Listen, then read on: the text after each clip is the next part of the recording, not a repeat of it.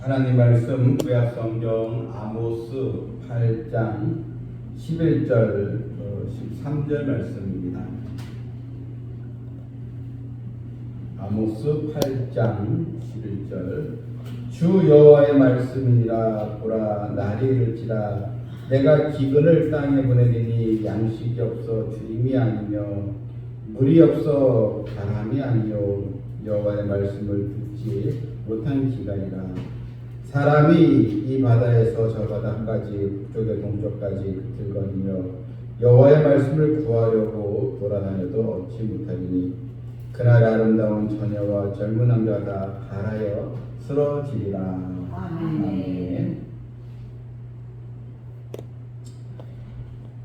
아모스는 아모스 이 선지자가 이제 북이스라엘 왕국에서 하나님의 말씀을 전한 선지자로 이 아모스가 쓰여지게 되었습니다. 이 북왕조 이스라엘에서 하나님의 말씀을 이제 증거할 때 이때 이 북이스라엘은 가장 번성했던 그런 때였습니다. 여로보암 2세 때 이때 이 아모스 선지자가 활동을 했는데 가장 북왕조가 국력이 강하고 또 경제적으로도 풍성하고 아주 백성들이 아주 풍족하게 살고 있었던 그런 때였습니다. 그런데 외형적으로는 나라가 강건해 보이고 백성들은 부족함 없이 이제 살아가는 그런 태평성대의 그런 시절 같은데, 하지만 영적으로는 암흑기였습니다. 나라는 평안했지만 그러나 영적으로는 수많은 우상 숭배와 또한 여러 불법과 불신앙을 인하여 하나님의 진노는 쌓여져 가는 그런 때였습니다. 여러분, 이걸 우리가 어떻게 봐야 될까요? 살기 좋고 모든 일이 잘 되고 문제가 없이 괜찮은데, 그런데 영적으로는 타락했다면 이게 더 큰 문제이지 않겠습니까? 이 시대는 종교적으로 또 사회적으로 또 타락과 부패가 극심했던 그런 시기였습니다. 이때 이 아모스는 하나님의 진노가 임하게 될 것이다. 각종 이제 재앙이 닥치게 될 것이다. 지진과 또 기근, 또 전란, 많은 사람들이 이런 재앙으로 죽게 될 것이다. 그러니까 이렇게 증거하는 것은 빨리 회개하고 하나님을 바르게 믿자, 이런 또 증거를 하게 되었습니다. 그런데 가장 큰 재앙이 있습니다. 천재지변으로 인한 지진, 또 이런 태풍으로 인한 또 기근, 또 지진, 또 가뭄, 다 그 재앙이고, 또한 각종 이런 사고로 해서 당하는 것, 또 질병도 재앙이라 볼 수 있지만, 또 이런 전염병에 창궐하는 것도 또 재앙이죠. 그런데 가장 큰 재앙, 이 재앙은 피해야 됩니다. 이게 무엇입니까? 바로 하나님의 말씀이 없는 재앙입니다. 그래서 이제 말씀의 기간이라 이렇게 우리가 보게 되는데, 여러분 11절 보게 되면 하나님께서 백성들을 이제 지시게 되는데, 가장 큰 또 재앙이 무엇인가? 11절에 주 여호와의 말씀이니라. 보라, 날이 이를지라 내가 기근을 땅에 보내리니 양식이 없어 주림이 아니며 물이 없어 가람이 아니요 여호와의 말씀 듣지 못한 기간이다. 내가 기근을 땅에 보내는데, 근데 이런 자연재해로 인한 그런 또 기근이 아니고 하나님의 말씀을 듣지 못하는 기간. 이미 백성들의 마음이 강팍해져서 하나님께서 회개하라는 말씀을 증거해서 사람들이 돌아오지 않고, 결국 여러분 말씀에 기다리면 여러분 마지막은 파멸이지 않겠습니까? 지금 나라가 잘 되는 것 같지만 결국은 이 나라는 마치 침몰하는 배처럼 잠시만 번영 누리는 건데 결국 침몰하고 마는 그런 파멸의 길로 갈 수밖에 없었던 것입니다. 그래서 여러분 가장 큰 재앙은 사실 영적인 재앙으로서 하나님의 말씀을 듣지 못하고 말씀을 들어도 깨닫지 못하는 이것이 바로 가장 큰 바로 재앙이라 볼 수 있는 것입니다. 이미 그 사무엘상의 엘리 제사장의 그 사사 시대에도 이런 또 재앙이 있었습니다. 그 사무엘상에 보이는 3장 1절에 아이 사무엘이 엘리 앞에서 여호와를 섬길 때에는 여호와의 말씀이 희귀하여 이상이 흔히 보이지 않았더라. 이 엘리 제사장 그 시대에도 하나님의 말씀이 들려지지 않는 그런 또 시대였습니다. 잠언 그 29장 18절 보게 되면 묵시가 없으면 백성이 방자히 행하거니와 율법을 지키는 데는 복이 있나이다. 묵시 결국 하나님의 계시의 말씀을 얘기하거든요. 이 묵시가 없으면 백성들이 방자히 행한다. 그러니까 망하는 길로 행한다는 것입니다. 여러분 우리가 이 말씀을 통해서 우리에게 가장 큰 그 두려운 일은 무엇인가? 하나님의 말씀을 마음에 담지 못하는 재앙인 것입니다. 말씀을 전해도 귀가 꽉 막혔어요. 말씀을 거부하고 생명의 말씀이 선포되는데도 전혀 말씀이 들려지지 않고 그리고 결국 나중에 또 뒤늦게 말씀을 들으려고 하지만 결국 때는 지나가고 은혜는 지나간 후에 그때 은혜를 사모하면 무슨 소용이 있겠느냐 하는 것입니다.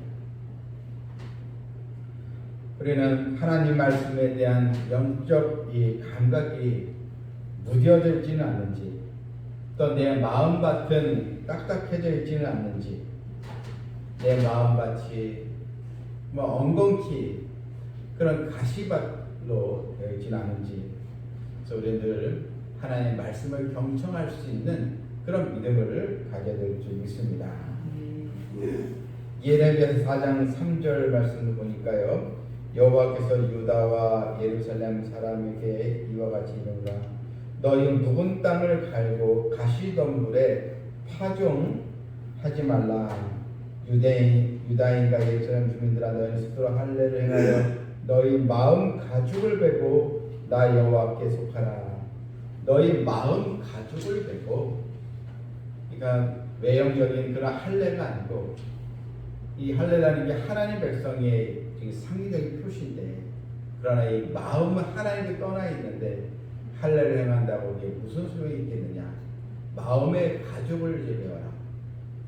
하나님 앞에 회개의 심령을 가지고 다시 하나님을 또 만나는 그러한 또 말씀의 길로 가야 한다는 것입니다.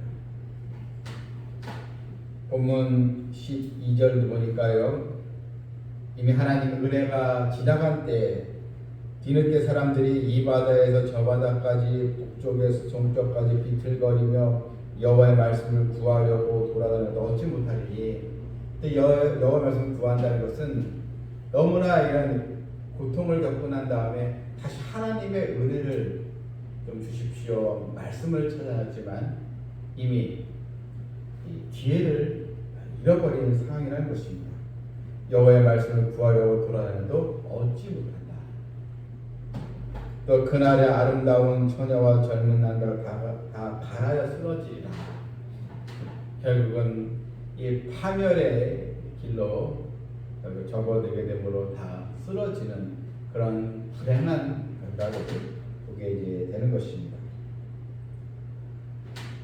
여러분 우리가 어떻게 보면은 오늘날 이 시대를 보게 되면 텅 빈 그런 기근의 시대다 이렇게 이제 봅니다. 살기는 좋아지고 과학 문명이 많이 발달됐지만 점점 여러분 이 마음의 공허함 때문에 자기의 목숨에 손을 대는 자살하는 사람들이 많이 또 늘어나 있습니다. 더군다나 우리나라는 자살률이 세계 1위입니다. 아주 압도적으로 1위예요, 우리나라. 그만큼 이 공허함 때문에 자신의 그런 마음을 추스리지 못하고 극단적인 선택을 하는 젊은 사람들이 너무나 많이 생기고 있다는 것입니다. 이 세상의 조명도 다 지나가지만 하나님의 말씀은 세세토록 있다고 했습니다. 풀은 시들고 꽃은 떨어지는 법이지만 하나님의 말씀은 영원히 서 있고 변치 아니한다고 했습니다. 그래서 하나님의 자녀는 반드시 하나님의 말씀을 붙들고 살아가야 하는 것입니다. 우리가 은혜를 입으면 가장 먼저 나타나는 현상이 무엇이냐? 은혜를 입은 사람은 하나님의 말씀이 들리기 시작합니다. 말씀이 들리니까 변화되어 가는 것입니다. 말씀이 들리니 믿음이 더 강하게 일어나게 됩니다. 또 말씀을 듣고 순종하니 치유와 기적의 역사도 일어나게 되고, 또 말씀이 들리게 되니 우리의 삶의 잘못된 습관도 이제 고치면서 은혜의 삶으로 나가게 되는 것입니다.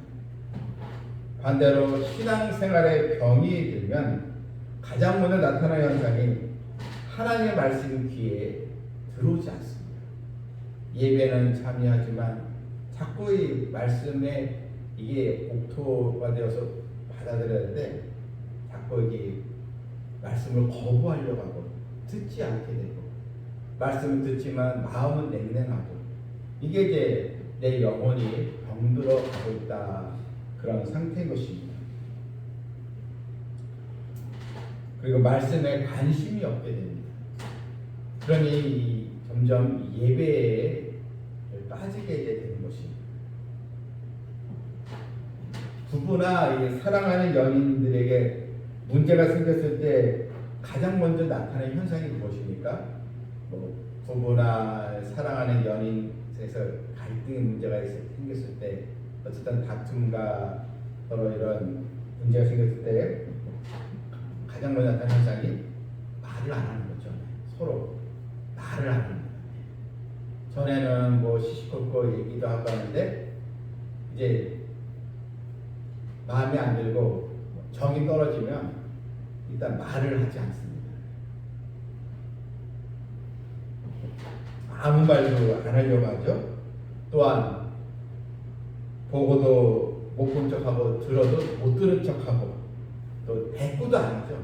말을 건네도 반응이 없고, 반응이 있어도 그냥 몇 가지로만 그냥 형식적으로만 표현하고, 그러면 얼마나 답답하겠습니까?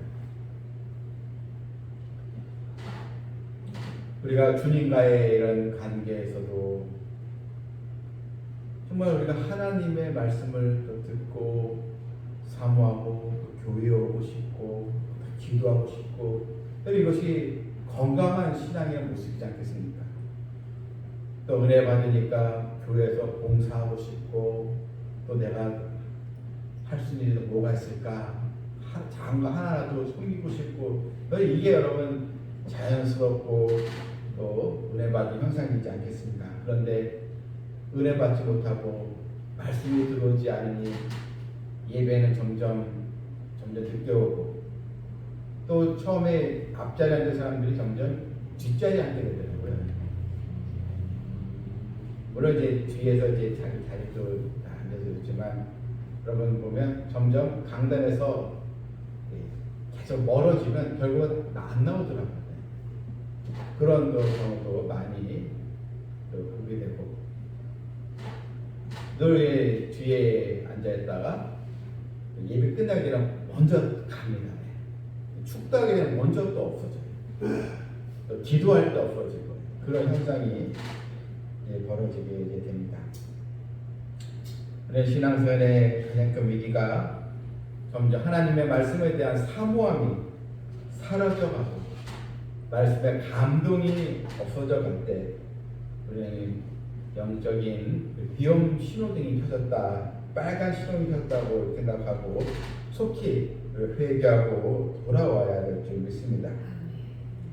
우리는 말씀의 기가를 큰 두려움을 여기고 언제나 말씀을 깨닫고 또 말씀을 또 사모하고 또 주님의 은혜에 우리가 감사의 신앙으로 보답하는 우리 모두가 되기를 주님의 이름으로 축원합니다. 아멘. 찬양 부르고 기도하겠습니다.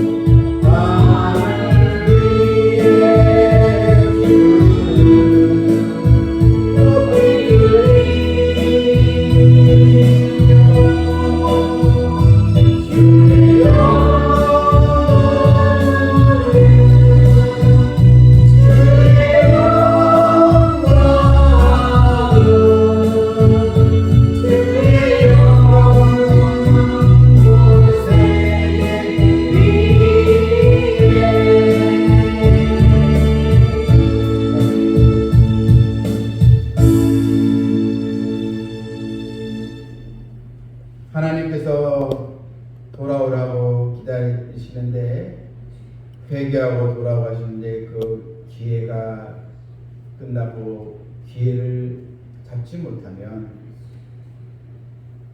말씀을 그때 뒤늦게 찾으려고 해도 들려고 해도 때가 지나서 말씀의 기갈이라는 큰 재앙을 또 겪게 되는데, 삼성 비전교회에 이제는 생명의 말씀이 선포되는 그런 교회요, 그 강단이 되어서 우리 성도들은 물론 우리 주변에 많은 영혼들이 거주하고 있는데, 하나님과 멀어져 있는 영혼들, 주의 말씀을 귀에 있을 때 말씀을 다시 듣고 깨닫고 예배 현장으로 돌아오게 달라고 함께 우리가 기도하겠습니다. 우리 성도들의 기도와 우리도 하나님께서 정말 하나님 이끄심을 통하여서 생명의 말씀이 더욱 선포되는 교회요, 또 하나님께서 깊이 깨닫고 영혼들이 돌아올 수 있도록 함께 여러분들 기도해 주시고, 우리 또 삼성 비전교회 우리 또 성도들 여러 또 가정과 개인적으로 어려움이 또 있을 때 낙심이 되고 잠시 자꾸 멀어지려고 하는 그런 상황에서 말씀을 가까이 할 수 있도록 성령께서 인도해 주시고 더 모이게 힘쓰는 또 교회가 되고 각 전도회가 될 수 있도록 또 기도해 주시고, 또 저희 교회에서는 이제 9월 달부터 우리 새롭게 주일학교 간사님이 새로 오시게 되었습니다. 우리가 기도한 가운데 또 아주 아이들을 또 사랑하는 그런 또 전문적으로 잘할 수 있는 간사, 우리 주일학교 아이들도 설교도 할 수 있는 그런 분이 9월에 오기로 됐어요. 그래서 우리도 그 간사님을 위해서 함께 또 기도해 주시고, 그래도 이 일에서 교회가 더 부흥의 또 전환기를 마련할 수 있도록 함께 또 기도도 해주시길 이제 바랍니다. 함께 주여 한번 기도하겠습니다. 주여! 아버지